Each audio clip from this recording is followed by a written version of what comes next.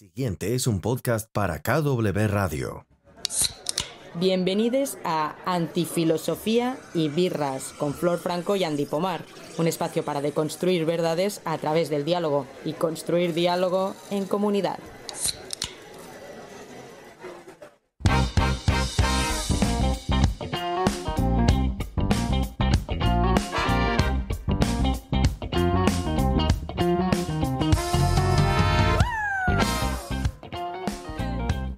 Hello, hello. Buenas, ¿qué tal? ¿Cómo está, Flor? Bien, Andy, vos, sin voz, ¿no? Vos sin voz. Sí, hoy no tengo voz, pero voy a hacer lo que pueda. Sí, no, se te escucha bien igual. O quizás es un llamado a la vida que me dice me calle. De guardar silencio. Me están llamando a guardar silencio, que no está mal. No está, a veces viene muy bien también. Viene bien para ponerse a escuchar un poco, ¿no? Sí, también, buena conclusión.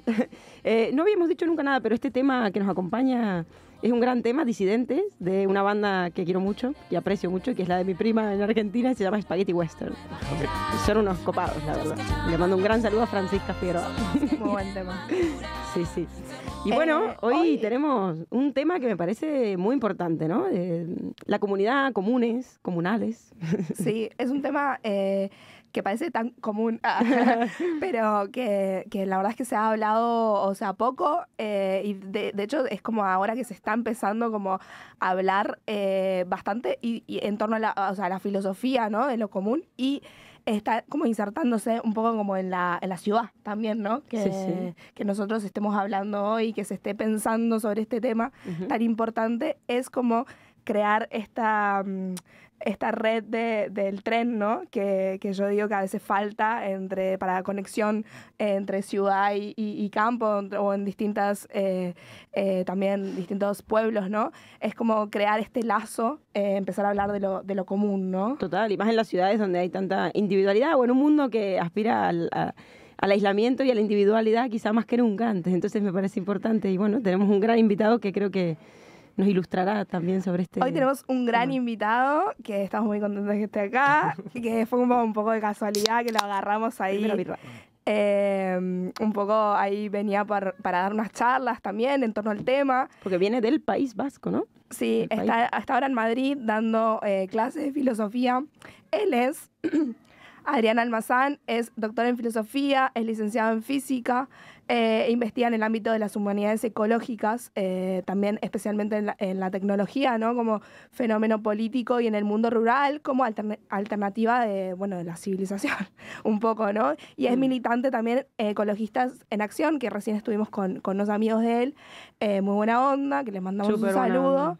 Y acaba de sacar un libro con Iñaki Bárcena, que están coordinando con autores todos muy buenos, y una serie de ensayos muy buenos que lo muestro para la gente que nos ve en YouTube, que se llama Nuevos Comunalismos, una hipótesis política para el decrecimiento, un tema del que venimos hablando nosotras en privado también mucho rato. Sí, porque aparte la idea de aquí nuestra del podcast, como dice en la presentación, es hacer comunidad, ¿no? Hacer diálogo en comunidad. Bienvenido, Adrián, un placer tenerte aquí. Pues muchas gracias, un placer también. Muchas gracias por la invitación y por tenerme aquí este ratito, y por la cerveza. Sí, te iba a decir que la abrieras, pero veo que ya la abriste antes. Sí. Muy bien, bueno, ¿cómo llegaste a este tema, no? ¿Cómo es que te llegaste a interesar por estos nuevos comunalismos? ¿Qué entiendes por nuevos comunalismos? Y bueno, estamos ante una persona que no usa WhatsApp ni ningún tipo de red social, y eso me encanta. Así que cuéntanos de ti. Tiene un mini Alcatel, el más pequeño del mercado. Yo diría que al tema del común, digamos, o de los comunales y de la práctica comunal, pues llegué precisamente a través de mi propia experiencia vital, ¿no? El momento de la universidad fue importante para mí en ese sentido, para poder empezar a poner en práctica, en verdad, pues la acción colectiva en el marco, por ejemplo, de las asociaciones de estudiantes, ¿no? Intentar tener una incidencia también organizada en el decurso de lo que ocurría allí, y luego pues algunas experiencias bonitas, por ejemplo un centro social ocupado que pusimos en marcha en la propia universidad, que estuvo funcionando durante un año con un poco ese objetivo de revivir pues bueno, lo que habían sido en verdad los programas de la contracultura, ¿no? De intentar vivir de otra forma, intentar incidir en un espacio abierto para que todo el mundo de la comunidad universitaria pudiera hacer lo que quisiera. Y luego, como en paralelo también vivía en un barrio bastante especial que es el barrio de Lavapiés en Madrid, pues también tuve la oportunidad, ya no tanto quizá de ser el protagonista de nada nuevo, sino de integrarme en toda una tradición también de redes comunitarias, ¿no? Por otro lado, siempre he tenido como mucho interés por la cuestión campesina, por la cuestión del mundo rural, y claro, cuando uno se acerca a ese mundo y lo intenta estudiar de alguna forma, lo que encuentras que es precisamente la comunidad, el cemento, ¿no? El cemento que ha dado cuenta de la organización material de ese mundo, pero también de la organización política y de la organización simbólica un poco, ¿no? Entonces, de todo ese magma es relativamente normal que una vez que me he aproximado a las cuestiones del ecologismo social, de la crisis ecosocial global, pues un poco el objetivo haya sido intentar pensar estrategias o formas de organizarse y de hacer cara un poco a eso que está ocurriendo, que tengan como base precisamente no solamente la defensa de lo común, sino la construcción de nuevas comunalidades, quizá, ¿no? Claro, exacto, porque es verdad que muchas veces nos quedamos en la crítica, ¿no?, de hoy en día, de este sistema neoliberalista, capitalista, que de alguna forma fragmenta el lazo social, yo creo, ¿no? De hecho, creo que una de las características fundamentales del capitalismo actual, salvaje, es justamente hacer que el lazo social se fragmente y que ya no haya casi que relación humana, contacto humano. Ahí también viene a jugar un papel importante, creo, la tecnología, que de alguna manera, si bien parte con el objetivo de conectarnos, que Mark Zuckerberg dice que él creó Facebook con el objetivo de conectar a la gente, ¿no?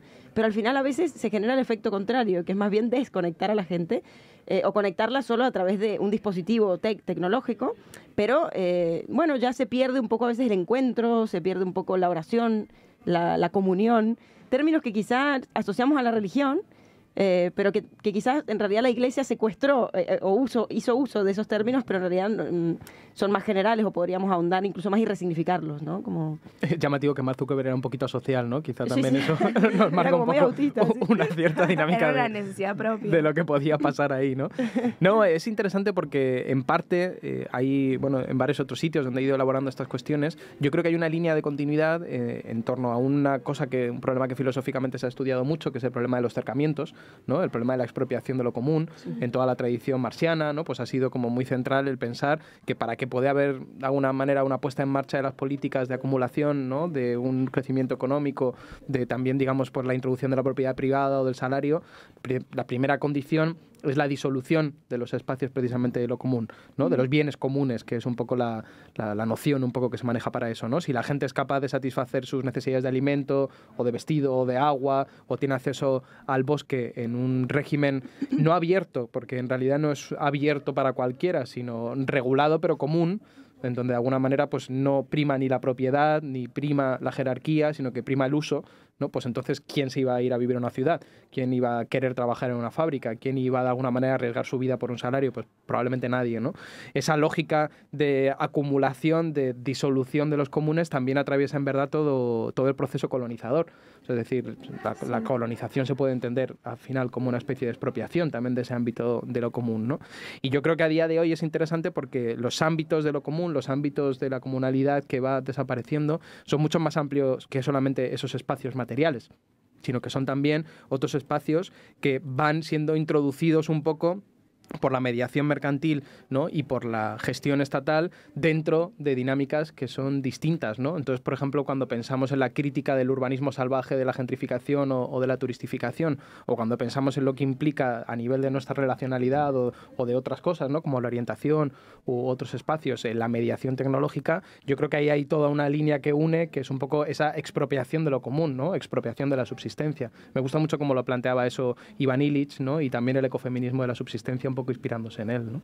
Sí, bueno, un poco eso te iba a preguntar, el tema del colonialismo, o el neocolonialismo, ¿no? Cómo se ha utilizado también, o sea, como espacios que no son Europa, digamos, como forma de desecho también, ¿no? O sea, no solo de expropiar como los recursos, sino también que se utilizan como espacios como de desecho, en donde todo, de alguna forma, esto hoy como te comentaba de Yayo Herrero, pero ella lo comenta en un video, o sea, si se cierra, por ejemplo, Europa 15 días, Europa no sobrevive porque, o sea, que en 15 días, si no sale nada y no puede entrar nada, o sea, como que Europa hace rato agotó sus recursos recursos naturales, o sea, y sus recursos de subsistencia. Entonces, cómo está afectando a otras partes del planeta también, bueno, este crecimiento desaforado, tipo, incluso por fuera de los límites de nuestros territorios, ¿no? Claro, nos encontramos en una situación muy dramática, ¿no? Solemos hablar de crisis ecosocial global y solemos hacer hincapié un poco en cómo se interpenetran crisis que solemos identificar como más puramente ecológicas, por ejemplo, las relativas a cambio climático, pero también la crisis energética o la crisis de biodiversidad, con crisis que tienen esa vertiente más puramente social, ¿no? Las crisis de cuidados, las crisis económicas, el extractivismo, la necropolítica, ¿no? Incluso para hablar de esos espacios colonizados también como espacios de depósito, ya se está acuñando una noción que es la de comunes negativos. O sea, es decir, cómo hay un montón de cosas que quedan ahí como obligado a una gente, ¿no? A unas determinadas comunidades a gestionarlos, pero que en realidad son negativos, como residuos o como otro tipo de elementos, ¿no? Entonces, el problema de alguna forma frente a esa crisis ecosocial global es que tiene que ver en realidad con una estructura que hemos ido generando, ¿no? Una estructura en donde la subsistencia, los modos de vida que tenemos, lo planteamos en el libro, que son modos de vida imperiales. O sea, son modos de vida que estructural y sistemáticamente requieren de ese expolio, requieren de esa desigualdad para poder sostenerse.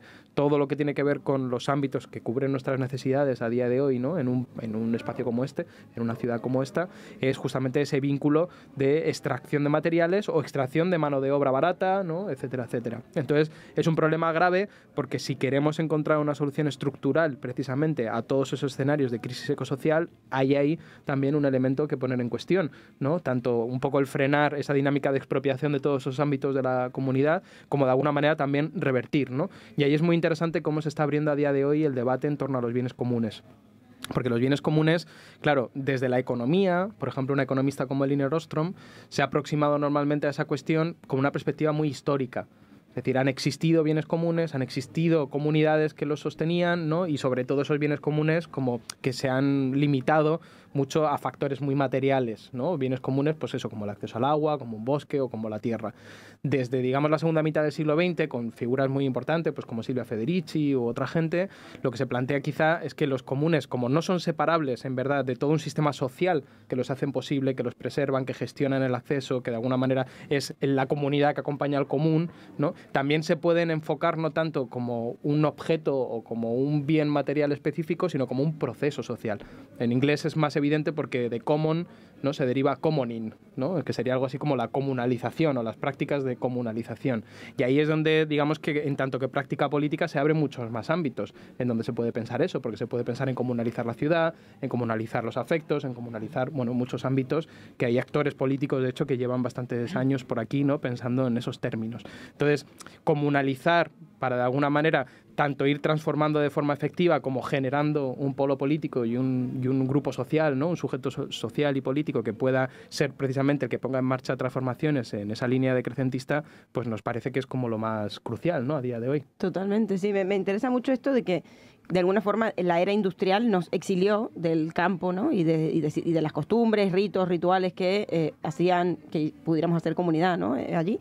Y luego, otra cosa que he pensado es que el capitalismo, de alguna manera, o el sistema actual que rige la vida, nos ha exiliado de la polis, incluso. Es decir, ya no somos ciudadanos, sino usuarios de una especie de escenario que solía ser político, porque en la ciudad también se podría, no sé cómo se plantea esto de los nuevos comunalismos a nivel urbano, ¿no? Pero también en la ciudad sería posible hacer comunidad. Pero cada vez siento, y a ver si no se nos ocurre un poco, ¿no? ¿Por qué? ¿Cuáles son las causas? Pero que se desintegra más esa comunidad, ¿no? Como de alguna forma estamos los seres humanos cada vez más alejados. Y mientras más hacemos uso de los artefactos tecnológicos, los gadgets, más nos inundamos de objetos del mundo comercial, ¿no?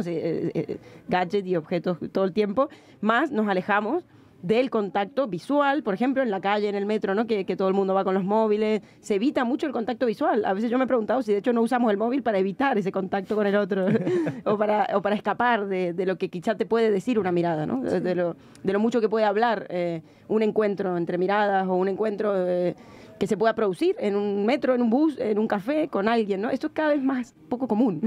Sí. El hecho de que se puedan producir encuentros espontáneos entre los mismos ciudadanos, poder compartir experiencias. Y como hemos olvidado quizás los rituales y ciertos ritos también, que creo que cumplían la función de unir a las personas, quizás los asociamos demasiado a la religión y como hoy decimos ya no somos religiosos, por tanto nos cuesta volver a construir nuevos ritos, nuevos rituales en torno a los cuales unirnos. En Argentina, por ejemplo, tenemos el asado, ¿no? La barbacoa, que es muy bonito, sobre todo yo que no vivo en Buenos Aires, en Argentina, o mi familia no vive en Buenos Aires, sino en Mendoza, que es un poquito más rural, se podría decir, o menos ciudad salvaje. Bueno, unirnos alrededor del fuego, toda la familia, los amigos, es un ritual que nos une y que más importante incluso que el comer en sí es el proceso de unirse y conversar, que yo creo que la conversación tiene algo de sagrado, algo de unirse entre los seres humanos, ¿no? En torno a algo, es como, bueno, funciona, o sea que, bueno, quizá que, no sé qué suscita esto, pero... Aunque funciona más el fútbol, yo creo, para vosotros. Bueno, es cierto, esa es otra, ¿no? Ahora estuvimos en el Mundial. Eso sí que es una religión, eso sí que es una religión. Bueno, un poco lo que comentaba Flor, esto también de estar conectados, pero justamente lo común, que es yo pensaba, porque yo soy comunicadora, digo, la comunicación sería eso que falta, ¿no? Que tiene que ver con quizás sostener esta incertidumbre frente a la mirada del otro, a lo que me va a plantear el otro. Quizás en el gadget todo está calculado, ¿no? Doy que sí, que me gusta, doy que no me gusta, elimino, saco, o sea, tengo un control, ejerzo un control sobre mis relaciones sociales que no ocurre en el transporte público o en la calle. Entonces prefiero quizás tener este control de mis relaciones sociales y estar conectado sin comunicarme al final, ¿no? Sí, es cierto. Sí, o sea, en realidad es como la soledad conectada, ¿no? De alguna forma, o interconectada. A ver, como aquí estamos en Antifilosofía y Birras, creo que podríamos hablar sin miedo, aunque de alguna forma estamos viviendo un poco el apogeo, ¿no? De algunos de los elementos fundamentales del proyecto moderno, ¿no? Ese proyecto moderno, si se caracteriza por una cosa, entre muchas otras, es por un cierto deseo de racionalización, ¿no? Por un cierto deseo de acabar con todo lo que pueda ser ámbitos de oscuridad social, de transparencia, de organización, incluso la propia lógica de la gestión, porque parece que hoy estamos atrapados nada más en la dicotomía, que de hecho lo común viene a romper entre lo público y lo privado, ¿no? Criticamos lo privado porque defendemos lo público, pero cuidado, porque en la gestión del Estado se imprime una mirada sobre las cosas, hay una transformación ontológica sobre la realidad cuando la quieres gestionar. Hay un autor que a mí me encanta, que se llama James C. Scott, que por fin está empezando a ser un poco traducido en castellano, tiene un libro que es Mirar como un Estado, otro que es Contra el Estado, ¿no? En donde te plantea un poco algo así como que para que un Estado gestione algo, ese algo tiene que, de alguna manera, reducirse a una serie de parámetros. Si quieres gestionar un bosque, no puede ser un bosque salvaje, no puede ser un bosque con toda su diversidad. Tiene que ser algo más bien parecido a una plantación en hileras, que es lo que vas a poder... Claro, es de alguna manera el algoritmo, si se quiere, es una continuación, desde mi punto de vista, de esa voluntad de poder reducir, poder controlar, poder hacer transparente, ¿no? Entonces, igual que lo hemos hecho con los bosques cuando hemos hecho plantaciones o lo hemos hecho con la sociedad a través de la seguridad social, ¿no? O un subsidio, etcétera, ahora lo hacemos con los afectos, lo hacemos con la realidad, lo hacemos con la comunicación, lo hacemos con el amor, ¿no? Lo hacemos con todos esos ámbitos en donde podía haber espacios de incertidumbre, espacios de apertura, que son también los espacios en donde, hombre, no necesariamente, pero puede haber también el trastoque, puede haber el cambio, puede haber, ¿no? la ruptura. Entonces, si no hay personas, si no hay encuentro, ¿no? Si no hay, digamos, ese espacio donde pueda surgir, que a veces puede ser la institución, ¿no? La universidad o la escuela o el psiquiátrico, ¿no? Pero en donde lo que prima es el vínculo con la persona y la posibilidad de la apertura, directamente esa posibilidad se cierra en gran medida, ¿no? Y quedamos atrapados ahí sí a la dicotomía del consumo a través de un salario o de recibir un servicio a través del Estado, ¿no? Entonces, ahí es donde, digamos, lo común viene a intentar abrir una brecha. Y las prácticas de comunalización tienen que ver con, frente a esa expropiación, una reapropiación, ¿no? Frente a esa simplificación, una complejización, una apertura también al mundo desde una perspectiva filosófica, ¿no? Y la lógica algorítmica nos está introduciendo de manera bastante subverticia en una simplificación del mundo que es brutal. Es brutal, porque un algoritmo al final tiene que coger un fenómeno, reducirlo a una serie de parámetros evaluables y controlables y a partir de ahí lo tiene que, de alguna manera, pues eso, evaluar, reproducir, dar un resultado. A priori puede parecer una gran simplificación, ¿no? Que la atracción erótica se pueda reducir a los parámetros de un Tinder. Puede parecer una simplificación, pero claro, toda producción social genera también realidad. Entonces, en gran medida, según eso se va haciendo, ¿no? El vínculo dominante o la estrategia dominante para establecer relación social, cada vez más el amor se va a parecer, de hecho, a ese tipo de comparativa, ¿no? Y antes me estabais diciendo diciendo que se hace Tinder en directo, pues me parece muy significativo, ¿no? De cómo de alguna manera esa lógica algorítmica ya se puede traspasar, ¿no? O se puede transponer hasta la propia realidad, ¿no? Igual que a día de hoy, por ejemplo, cuando vemos la naturaleza, sobre todo vemos recursos ordenables, ¿no? O cuando vemos una ciudad, vemos ordenación urbana, ¿no? Entonces, lo que antes era una ciudad con toda su exuberancia, con todo su crimen, con todo su amor, con toda su pasionalidad, ha quedado reducido en gran medida a ese tipo de ordenación, ¿no? La lógica algorítmica nos lleva a eso, a nuestra relación con el espacio, a nuestra relación con los otros, a la comunicación, y es muy dramático, sobre todo cuando se introduce de lleno, por ejemplo, en espacios como los educativos, ¿no?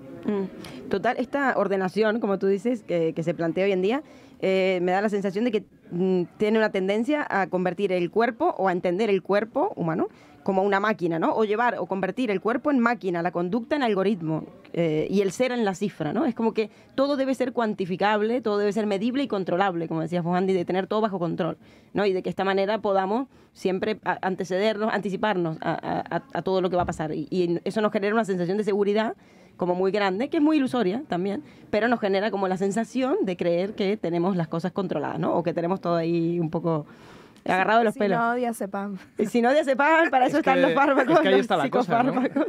Que la Sí. contracara, digamos, de esa excesividad de la búsqueda de control y racionalización es el dolor, ¿no? Es el dolor, es el daño, es la ruptura psicológica, ¿no? Es el aislamiento, es la depresión, La angustia, es el suicidio, exacto. ¿no? O sea, todos esos, digamos, bueno, efectos secundarios también de un cierto eclipse de la atención, como dice Amado Fernández Sabater, ¿no? O sea, como de alguna manera esa movilización de los afectos, de los tiempos, de la atención permanente y además dirigida a objetivos que muchas veces no nos son ni propios, ¿no? Porque en un espacio como el de las redes sociales, al final que se moviliza de alguna manera necesidades que son propias de reconocimiento, de conexión, ¿no? De creatividad, pero todo el rato vehiculadas por objetivos que no nos son propios, ¿no? Captación de datos, monetarización, ¿no? Creación de discurso.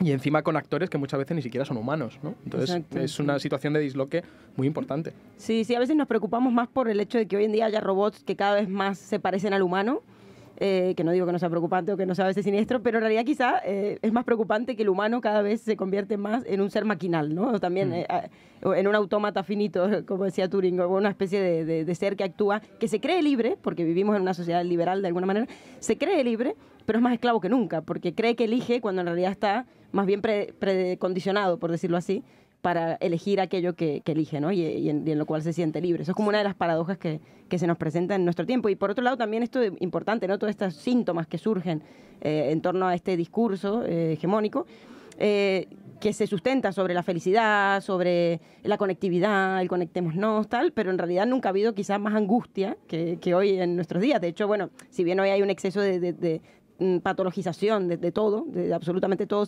Lo que antes era ser un niño tímido, hoy en día es un TDAH o un trastorno negativista desafiante, yo qué sé. Hay miles de trastornos para nombrar aquello que hace ruido o que de alguna manera irrumpe en este sistema, ¿no? Lo que hace de punto de fuga, lo que hace de cuestionamiento, es tildado como patológico, entonces se lo medica, que ahí es una manera también de volver a integrarlo en este de hacerlo mismo gestionable, discurso. ¿no? Sí, pero el dolor está ahí en todo caso, ¿no? Pero el dolor nuevamente está. controlable. La angustia está, exacto. No, y da un poco más de miedo, ¿no? Este personaje que te cruzas, que es todo cauto, elegante, siempre, nunca alza el tono de voz, es un buen ciudadano, no sé qué. Yo digo, en cualquier momento saca la metralleta y nos mata a todos. Como Porque, pasa en Estados Unidos a veces. claro, ¿no? hay Tiroteo una represión ahí. Yo no digo que debemos ser salvajes todo el rato, pero si no se te escapa nada, ¿no? Si tenés tan bien controlado tu comportamiento, tu forma de pensar, tu forma de sentir, hermano, no sé. Sí, porque no somos seres completamente racionales y en los que todo se hace por una lógica siempre exacta, ¿no? Al contrario, y el psicoanálisis un poco viene a señalar esto, es decir, el descubrimiento, entre comillas, del inconsciente se podría traducir en que justamente no somos seres siempre lógicos, sino que hay un fuera de sentido, siempre hay algo que escapa al sentido y que escapa a esta cuestión de querer controlarlo todo. Hay algo que, como decía Freud, el yo no es amo en su propia casa, ¿no? Es decir, estamos habitados por algo que desconocemos y que no podemos controlar y que no podemos medir y que no podemos cuantificar. Y claro, hoy en día, como queremos tener tanto control sobre todo, más angustia nos genera, porque a la mínima de incertidumbre, como en el amor, por ejemplo, que el amor nos llena de incertidumbres y de preguntas y de inseguridades, no lo soportamos. Es como, de hace pan, ¿no?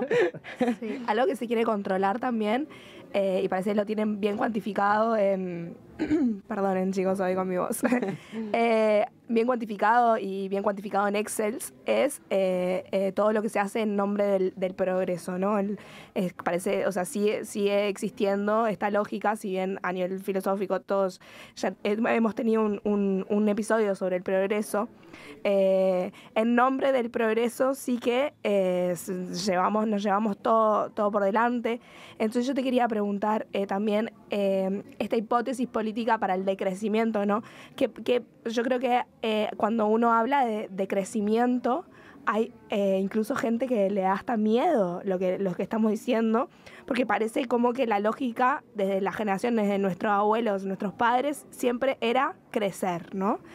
Y ahora cuando planteas decrecimiento, las personas se quedan como, pero ¿y qué estás diciendo? Es como, es imposible eso que estás diciendo, ¿no? Claro, es que en verdad, un poco uniendo tu pregunta también con lo que veníamos ya hablando, salimos un poco de la gran crisis, ¿no? de los años 60 a nivel mundial, ¿no? Con diferentes escenarios, un poco con ese pacto que a lo Marcuse, ¿no? Fue ese pacto de la tolerancia represiva, ¿no? O sea, decir, bueno, pues hay muchas cosas que no vais a poder hacer, muchos de los planes que habíais puesto sobre la mesa, muchas de las transformaciones que queríais hacer que no se van a dar, ¿vale? Pero por lo menos, digamos, va a haber un marco de tolerancia en donde, pues bueno, se van a satisfacer, ¿no? a través de la gestión, pues otros elementos al menos, ¿no? De riqueza material, de continuidad vital, ¿no? De seguridad, etcétera, etcétera. En los espacios del norte global, por supuesto, que en el espacio del sur global, pues no. Pero bueno, digamos, en esas sociedades sí hubo ese pacto, ¿no?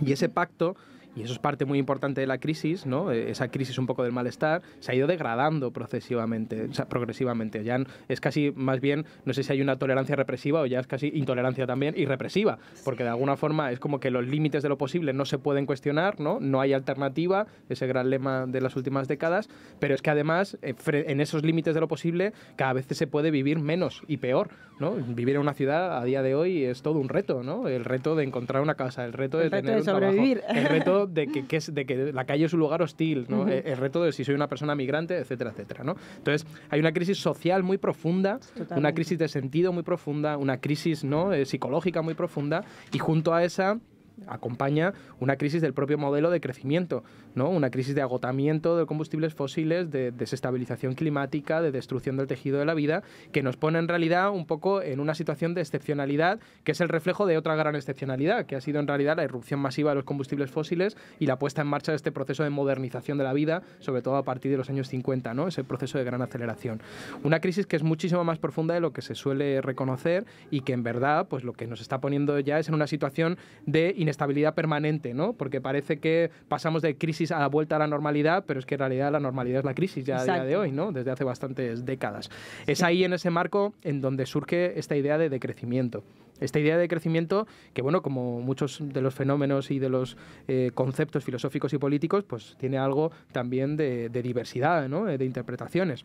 A mí no me gusta cuando se plantea una idea que es la del decrecimiento es inevitable. Lo discutíamos esta mañana, ¿no? En la conferencia. ¿Por qué? Porque cuando dicen eso, lo que nos vienen a decir es que porque los recursos son finitos, porque además hemos pasado ya al punto de máximo acceso a los mismos, ¿no? Y que por tanto, de alguna manera, lo que tenemos por delante es una reducción de los mismos, nos vamos a enfrentar a un decrecimiento inevitable. Pero si dices eso, estás convirtiendo decrecimiento solamente en equivalente de reducción de nuestro acceso a energía y materiales, porque digamos que la dinámica es parecida, ¿no? Eso para mí es un error, en el sentido de que vacía de contenido político la noción de decrecimiento. Una reducción de acceso a energía y materiales se puede conjugar políticamente de multitud de formas, ¿no? Pues más redistributivas, menos, más imperiales, menos, más democráticas, menos, y además esconde también una diversidad ya muy grande de cómo son los territorios en todo el planeta, ¿vale? O sea, hay muchos territorios ya que no tienen acceso a energía y materiales, o que más bien se sacrifican, tanto el cuerpo territorio un poco con la terminología del sur de América, que me gusta mucho, ¿no? En pos precisamente de ese proceso del crecimiento. Entonces, yo soy más bien defensor de utilizar la palabra de crecimiento en sentido positivo como proyecto político, y eso significa conjugar esa reducción de acceso a energía y materiales, que significa, por supuesto, una reducción del consumo, con horizontes políticos, vitales, ¿no? Subjetivos, deseables, que no son únicos. No son únicos, por eso una hipótesis política para el decrecimiento supone que hay otras, ¿no? Pero digamos, el hacer de lo común la hipótesis política para el decrecimiento es decir que podemos reorganizar la sociedad poniendo en el centro la vida, poniendo en el centro el sostenimiento de la vida, ¿no? Y eso significa relocalizar la economía, simplificarla, darle más peso, por ejemplo, a la producción de alimentos, ¿no? Pensar en una economía mucho más centrada en la satisfacción de necesidades, pero significa también poner en el centro el vínculo humano, poner en el centro la búsqueda de sentido, ¿no? El tiempo, ¿no? Acabar con todo ese tipo de mediaciones o limitarlas, poner en marcha procesos políticos de reapropiación de recursos, de espacios, de toma de decisiones, ¿no? Y algunos de los artículos del libro son muy interesantes en ese sentido, ¿no? El artículo de Luis Lloredo, por ejemplo, habla de comunalizar el derecho. O sea, si el derecho se supone que va a ser la instancia que nos va a servir, ¿no? Para regular la convivencia, no puede ser un lenguaje técnico profesionalizado que nos ha sido expropiado, ¿no? Pues recomunalizarlo tiene mucho que ver con eso, ¿no? Por ejemplo, también cuando se habla de extractivismo, ¿no? Que hay un artículo dedicado también a ello de Helios Escalante.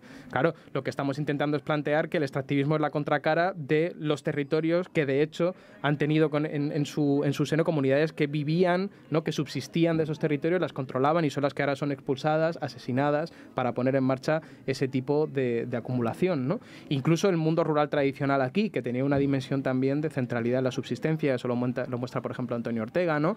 Etcétera, etcétera, ¿no? Claro, el proceso o el proyecto de defender o recuperar los comunes o reconstruirlos es muy dificultoso, ¿no? María Montesino, por ejemplo, que tiene una de las contribuciones que a mí más me gusta, me gustan todas, pero bueno, me parece muy bonita porque ella está viviendo en un pequeño pueblo de Cantabria, ¿no? Teniendo ganado, intentando usar los comunales de su pueblo para esas labores productivas y se encuentra, pues ¿con qué se encuentra? Pues con un grupo de hombres que son los que controlan ese espacio, que no la quieren dar acceso incluso, ¿no? De manera ilegal y que tienen unas prácticas industriales, ¿no? O sea, es como una muestra clara de cómo capitalismo, crecimiento, agricultura industrial y patriarcado se dan la mano un poco para frenar su propuesta que va en la línea de crecimiento ecofeminista, ¿no? Entonces, bueno, pues de crecimiento como proyecto político con una hipótesis política orientado justamente a conjugar lo que sí que es inevitable, que son las transformaciones de las condiciones, nosotros hablamos de metabólicas, ¿no? De energía y materiales, con un horizonte deseable, nos conecta además también con precisamente esos movimientos emancipadores, ¿no? Que sí que planteaban pues, la necesidad, la posibilidad y la deseabilidad de transformar la vida, ¿no? Que, por cierto, eso sí, tenemos que seguramente complejizar mucho más nuestra relación con la cuestión del deseo, porque, claro, ya no sé si podemos permitirnos las visiones a la Wilhelm Reich o algunas visiones de la Escuela de Frankfurt, en donde parecía que el deseo de por sí, ¿no? Iba a ser esa fuerza de transformación, también un poco a lo de Deleuze, ¿no? Que iba a transformar la sociedad. Yo creo que el neoliberalismo nos ha enseñado que, como casi todo, el deseo es ambiguo, ¿no? Y si hay algo que se ha movilizado también en la construcción de estos gran procesos de expropiación del neoliberalismo ha sido el deseo. Total, porque aparte se rige en la lógica del goce constantemente, que es como la obligación del goce. Exacto, la obligación de gozar todo el tiempo, es un imperativo ya, es decir, ya no es que tienes la opción de gozar si quieres, es que no, es que si no gozas, casi que el sistema mismo te excluye, ¿no? Es decir, no eres un individuo acorde a lo que se supone que debe ser, es como una especie de, exigencia de que siempre tenemos que estar en un constante estado de goce. Y el goce es la otra cara del deseo, es decir, el goce es como el reverso, podríamos decir, del deseo. Y entonces, mientras más gozamos, el deseo se anula, por decirlo así, se apaga, ¿no? Se eclipsa detrás de este empuje al goce constante, que tiene que ver más con lo corpóreo, ni siquiera lo corpóreo, con una especie de autoerotismo, exactamente. Sí, bueno, el consumo, el devorar el mundo un poco, ¿no? Sí. También, a mí me gusta cómo lo planteaba Santiago Albarrica, ¿no? Que hemos confundido con cosas de comer, decía él, ¿no? Como que devoramos el mundo, ¿no? Un poco. Todo el goce es consumir. Sí, bueno, Bifo en el eclipse de la atención lo plantea distinto. Lo plantea que justamente no accedemos al goce en ningún momento porque lo que se nos exige todo el rato es desear, pero como desear sin parar, o sea, sin parar, y un poco el deseo ya viene dado, ¿no? O sea, a través como de la publicidad. Y entonces él dice, no hay placer, porque en realidad el placer sería como de alguna forma gozar de eso que alcanzo con mi deseo, ¿no? Bueno, Flor me corregirá más. Difiero con Bifo. Qué valiente. Está bien, valiente. No, pero está bien, todo dependerá de Tengo yo razón. Todo dependerá de cómo entendemos cada uno el deseo, el goce, el placer, ¿no? Pero claro, si yo, lo entiendo obviamente de la perspectiva, desde el psicoanálisis, si se quiere. Y claro, el deseo siempre es algo vacío, es algo siempre que es deseo de otra cosa. Y a la vez es verdad que nos viene del otro porque siempre el deseo es deseo del otro. Es decir, el deseo no es algo puro, propio de uno. Pero sí que es verdad que es algo que nunca se alcanza y que siempre está en constante búsqueda. Es decir, es el deseo, es el motor. Freud decía, el deseo es el motor de la vida, es aquello que nos impulsa a querer, ¿no? A constantemente buscar y mantenernos, por tanto, en movimiento. Entonces, yo creo que hoy en día lo que hay, en realidad, sí que hay placer, sí que hay placeres. Vivimos en una sociedad súper onanista, se puede decir, como ha dicho Paul Preciado, eyaculatoria, ¿no? De esta eyaculación planetaria, como él ha dicho. Y claro, de alguna forma el deseo ahí, no hay lugar para el deseo, porque es una constante metonimia. El deseo tendría que ver quizá, bueno, ni siquiera metonimia, es una constante búsqueda de placeres, pero no de satisfacción.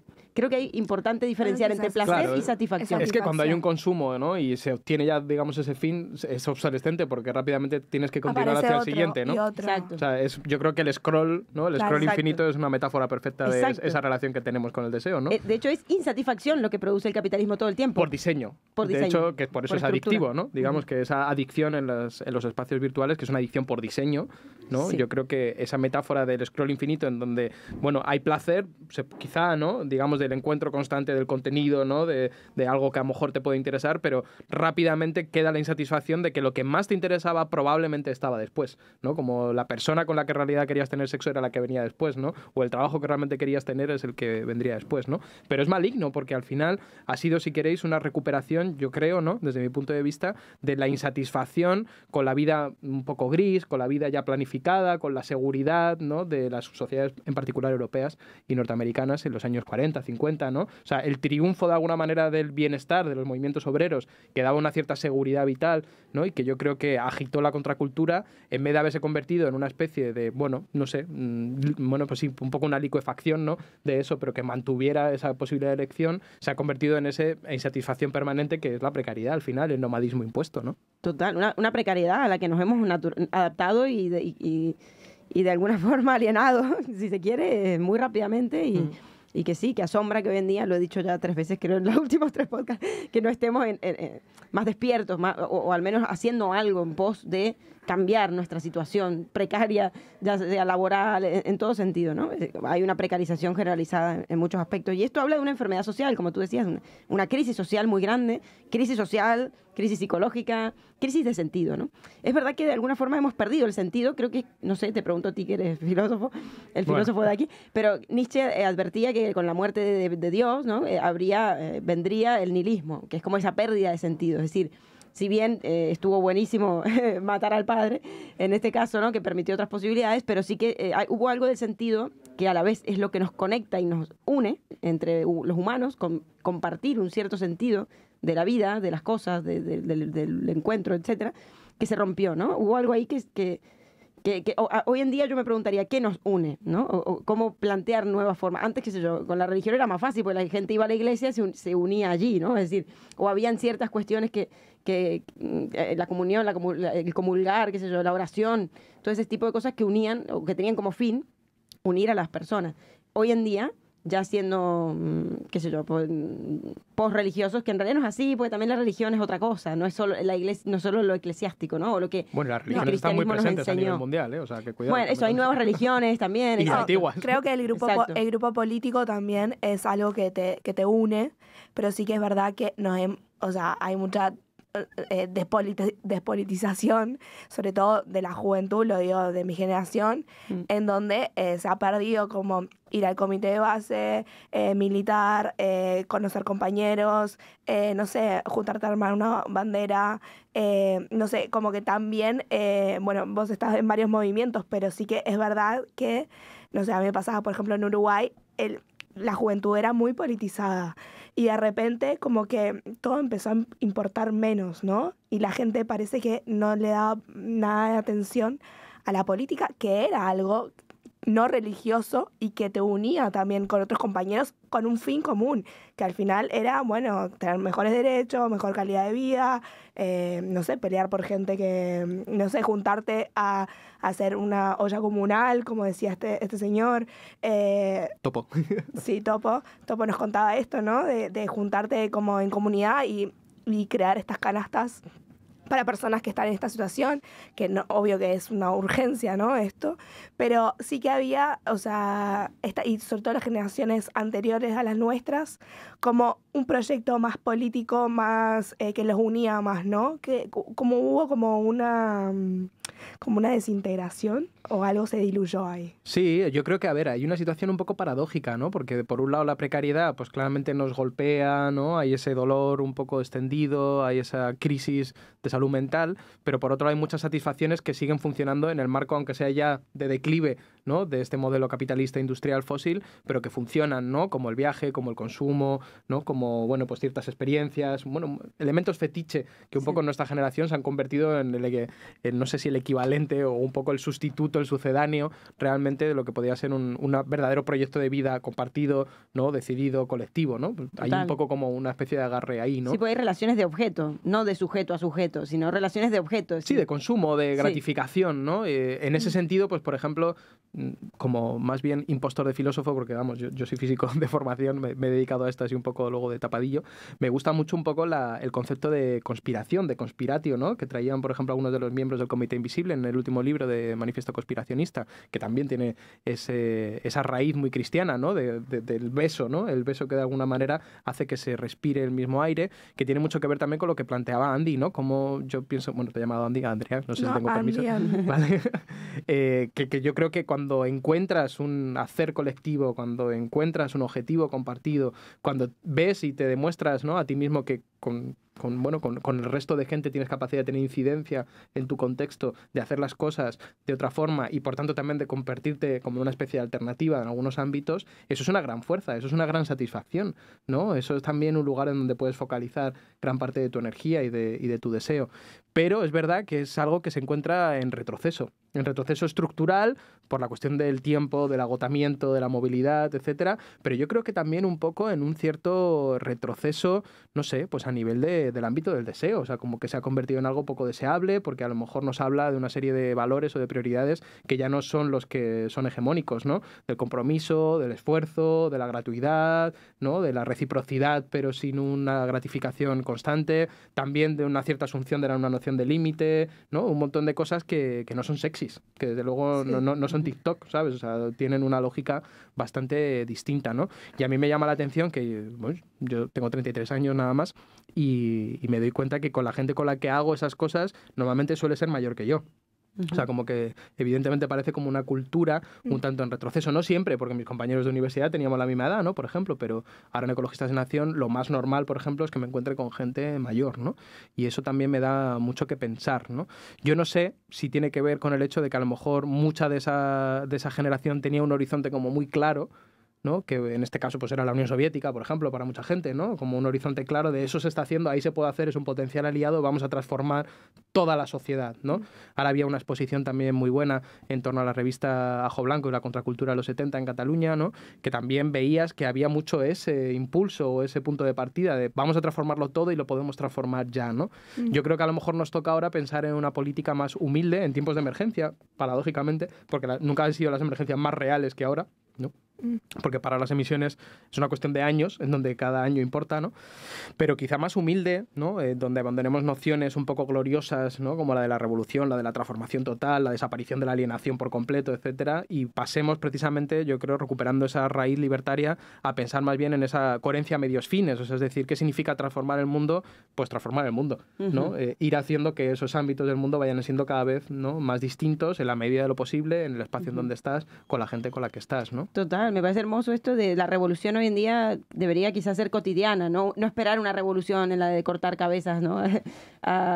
a nadie, sino más bien una revolución diaria, cotidiana, en la cual estemos involucrados y comprometidos con la comunidad, con la sociedad y con nosotros mismos y con el planeta y con la naturaleza y preservar la vida, que creo que el neoliberalismo en realidad más que nada preserva la muerte de todo se agota, todo se consume, todo, nosotros mismos nos consumimos con él, ¿no? De alguna forma. Entonces recuperar un poco esto creo que es como bastante importante. Sí, a mí con lo que estás contando me venía como que el enemigo ya no está tan claro, ¿no? En lo que decías, ¿no? Frente a quién nos rebelamos. parece que no hay enemigo, no hay contra quién rebelarse, o el enemigo está muy anonymous, ¿no? Está muy... sin cara, sin rostro. Claro, está en la deep web. Sí. Ahora que los estados también, y los estados y las empresas y los bancos se están volviendo cada vez más virtuales y digitales y poco materiales, entonces incluso es más difícil ver contra quién, ponerle cara, contra quién me estoy rebelando. Y lo que quería comentar, que un poco también de esta disolución, es este compromiso que hay ahora con la autenticidad propia, ¿no? Con la identidad y la autenticidad propia, en donde todo el mundo quiere resaltar, todo el mundo quiere ser original, ser guay, tener no sé qué, y de repente como que cada uno es su propio producto, ¿no? Y se vende como su propio producto. Y también eso genera que prestarle tanta atención a esta identidad y autenticidad propia, no se puedan crear identidades colectivas y autenticidades colectivas en donde se crean cosas incluso, como decías, mucho más complejas, porque justamente hay muchas personas pensando, muchas personas poniendo el corazón. Y esto que decías de estas personas que se unen en torno a un proyecto político, incluso en torno a un proyecto social, que es muy bonito porque surge ahí como la emoción, ¿no? Cuando estás como con los compañeros, ¿no? En los grupos que me he involucrado, ¿no? Cuando estás haciendo una acción por otros, surge una emoción que no te surge en solitario, ¿no? Es como hay algo diferente ahí que creo que mucha gente se está perdiendo de experimentar por estar todo el día en este ensimismamiento, ¿no? Que se está perdiendo algo muy trascendental, que no tiene que ver con algo racional, creo que no se le puede poner nombre, es tipo sentir bonito, no, es algo más que es como sentir con otros, ¿no? Es una forma de amor, yo diría, ¿no? Sí. Sí, pasa que, claro, en una era tan narcisista, donde hay tanto narcisismo, este empuje a la fama, tiene que ver con esto, ¿no? De querer ser como, bueno, influencer, ¿no? Que me sigan, tener seguidores. Pero por favor, esa es la manera imposible de hacer comunidad. Porque una comunidad no se trata de seguir a unos y que otros me sigan, ¿no? Al contrario, yo no quiero seguidores, ¿no? O sea, yo quiero hacer gente con la que establecer vínculos horizontales, con la que nutrirme y yo poder aportar algo. Es decir, pero que sea un intercambio, ¿no? Que haya algo ahí de feedback, que haya algo sin jerarquías, también más rizomático, como decía Duluth, ¿no? Como un poco esta cuestión. Y hoy se dificulta en una sociedad, creo que tan narcisista, que teme al amor, porque teme abrirse ante el otro, porque teme justamente a que algo de lo que uno cree que es se ponga en jaque, ¿no? O se cuestione al menos. Y veamos que nuestras identidades no son un proceso cerrado, sólido y totalitario, totalizante, sino que estamos siempre en devenir constante y que el otro también me transforma, ¿no? Cada contacto con el otro me transforma y quizás hoy tenemos un poco de temor. Es que el individualismo es una cárcel muy peligrosa, ¿no? Es una cárcel en positivo en el sentido o en esa dimensión más, bueno, sí, de expresión positiva o de definición positiva, porque al final de alguna manera es agotador, ¿no? Y sobre todo con este grado de exposición y este grado también como de conflicto, ¿no? O de competición por la atención, el todo el rato tener que estar ahí, ¿no? O sea, ya no es ni los 15 minutos de fama que te podía dar la televisión, ¿no? Ahora deben ser los 20 segundos, ya me imagino, ¿no? Por los formatos. TikTok, ¿cuánto duran los Claro, vídeos? por eso, o sea, 20 segundos de fama o algo así, ¿no? Entonces es muy, muy agotador, ¿no? Muy complejo. Y además como que te vende también un ideal de vida buena, de triunfo, de sentido, que, bueno, podríamos hacer 5 programas viendo lo ridículo que es, ¿no? Seguramente en ese sentido. Pero también en la dimensión negativa. Yo me encuentro mucho cuando, bueno, como doy clase a chavales, o en las conferencias, ¿no? O en algunos movimientos ecologistas jóvenes, que también los hay, por cierto, ¿no? En Extinction Rebellion, en Fridays for Future, en otros movimientos, mucho esto que llaman ahora de la ecoansiedad, ¿no? Mira. Claro, esto aquí ansiedad tiene mucho que ver con decir, bueno, la situación de crisis ecosocial es muy grave, las perspectivas son muy negativas, ¿no? Podríamos estar hablando en pocas décadas de transformaciones muy profundas de cómo vivimos y eso a la gente la agobia y es normal, ¿no? Sí. Pero claro, es suerte que la agobian. Sí, a los que la agobian, ¿no? Pero hay quien la agobia. Y es sintomático, en todo caso, que yo digo, ¿por qué estáis agobiados si no estáis enfadados o no estáis rabiosos o no estáis, ¿no? O sea, decir, ¿por qué? Porque al final es como, bueno, tendría yo que hacer todo. Yo soy responsable de todo lo que está ocurriendo, ¿no? Como que el vector principal es yo transformar mi modo de vida. Yo no digo que renunciemos por completo a la coherencia como concepto político o como vehículo de la acción política, pero desde luego no puede ser el central. ¿no? Y hay gente que tiene verdaderos conflictos profundos, en plan de es que yo no me puedo introducir en el movimiento ecologista porque no soy vegano. Y digo, vamos a ver. O sea, que creo que no estás entendiendo. La cuestión es hacer con otros, la cuestión es poner en marcha dinámica social y luego tú ya irás viendo, ¿no? Porque al fin y al cabo todos somos miembros de esta sociedad. O sea, no existe una fuera desde donde transformar esta sociedad, ¿no? Tiene que ser siempre un proceso de autotransformación. Como decía Castoriadis, que es mi filósofo favorito, ¿no? Entonces, en ese sentido, es sintomático, yo creo, de esa cárcel individual que ya sea para la celebración del yo o ya sea para el hundimiento del yo, ¿no? Estemos atrapados en esos límites, ¿no? Y efectivamente yo tengo la misma experiencia que en el hacer colectivo surgen otras corrientes de deseo, surgen otras prioridades, ¿no? Surge, en verdad, digamos, una confianza, un vínculo social que solamente se da si se hace con otras y con otros. O sea, que no se puede dar por comunicar o por compartir o por pensar igual que otros, sino que se da en el hacer con otros y otras. Otras que a veces son diversas a ti, no necesariamente tienen por qué ser las mismas, ¿no? Si te ha pegado la policía a la vez, por ejemplo, cuando parábamos desahucios, te une mucho más, ¿no? Que de lo que te puedas imaginar, aunque sea una persona absolutamente distinta, ¿no? Cuando estamos con población migrante, cuando estamos con población muy distinta en muchas coordenadas, ¿no? De la definición identitaria, pues de clase, de género, de tal, pero había una experiencia compartida que era muy potente, ¿no? Y eso es uno de los grandes, si queréis, pues yo creo, riesgos, no sé si riesgos, más bien directamente amenazas, ¿no? O derivadas negativas de los procesos de digitalización y virtualización. Y es que los espacios del encuentro, los espacios del roce, los espacios de hacer con otro, los espacios del conflicto, incluso si quieres, van desapareciendo. El conflicto de verdad, quiero decir, el conflicto en donde yo lo que te diga te lo tengo que decir mirando a los ojos y mañana volviendo a estar contigo, ¿no? Claro. No del insulto que al final es autoexpresión y celebración y promoción de mí mismo, sino el conflicto de verdad, que hay muchos, por cierto, también, en el ámbito de lo político, ¿no? Entonces, claro, si desaparece el espacio de lo laboral, ¿no? Por el teletrabajo, si desaparece el espacio de lo formativo institucional por la virtualización de esas instituciones, si desaparece el espacio de la calle por el aislamiento de cada una de las personas, incluso desaparece el espacio del intercambiar colectivo y político, porque al final todo eso se reduce a la producción de contenidos, ¿no? En clave individual, no se va a dar esa otra forma de amor, no se va a dar esa otra producción de vínculo social, ¿no? Vamos a ir caminando pues hacia lo que ya vemos en países como Estados Unidos o más en el norte de Europa, en donde al final pues sí, es una suma, digamos, de consumo de mercancías, ¿no? De servicios estatales y de producción de contenido, y la vida pasa, ¿no? Y ya está, ¿no? Sería un poco lamentable, ¿no?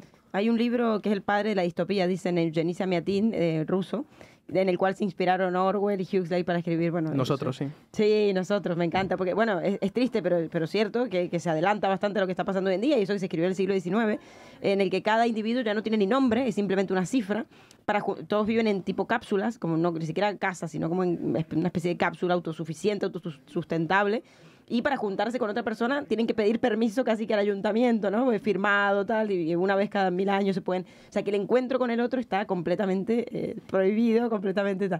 Así que, bueno, no sé, es un poco quizás lo que... es siniestro, pero... No, más impactante que... O para mí me impactó mucho más. Yo un tiempo estuve en una editorial y editábamos libros y tal, normalmente ensayo, pero editamos una narrativa que se llama La máquina se para, de Foster, ¿no? Que todo el mundo conoce a Foster por otras de sus novelas. Este era un relato breve en donde básicamente de lo que estaban hablando es algo así como del metaverso, ¿no? De los años 30, 40, no sé cuándo lo publica, 30, 40, en donde hay igual cápsulas individuales, personas conectadas, o sea, en realidad intercambiando, creando, produciendo contenido, etcétera, pero en la absoluta soledad, ¿no? Y entonces es todo el relato un poco de alguien que se quiere encontrar con otra persona, la dificultad que tiene para ello, y luego, por supuesto, cómo eso también se ha hecho dando la espalda a un planeta devastado, ¿no? Y cómo se encuentra, digamos, en esa exterioridad. Estamos como en estado de excepción voluntario, casi. Sí, el estado de excepción es como la nueva normalidad. Bueno, tenemos que cerrar. Nos quedaríamos hablando horas. Sí, ahora vamos a ir a hablar otras horas más con unas birras. Ha sido un placer, ¿eh? Sí, la verdad. Glorioso. Gracias, Adrián. Igual. Y el libro, que sí, que ya están todas las librerías, ¿no, Flor? Sí. Nuevos comunalismos, de Adrián Almazán y de Iñaki Bárcena. Muy buen libro, unos ensayos muy buenos y además toda la gente que participa de un nivel muy interesante. Alto. Bueno, sí. aquí hemos tenido muchas gracias. Gran ejemplo. Gracias, Adri. Nada, gracias a todos. Muchas gracias a vosotras. Gracias a todos y bueno, nos vemos la próxima. La próxima. Adeu. No sé dónde mirar. Chao.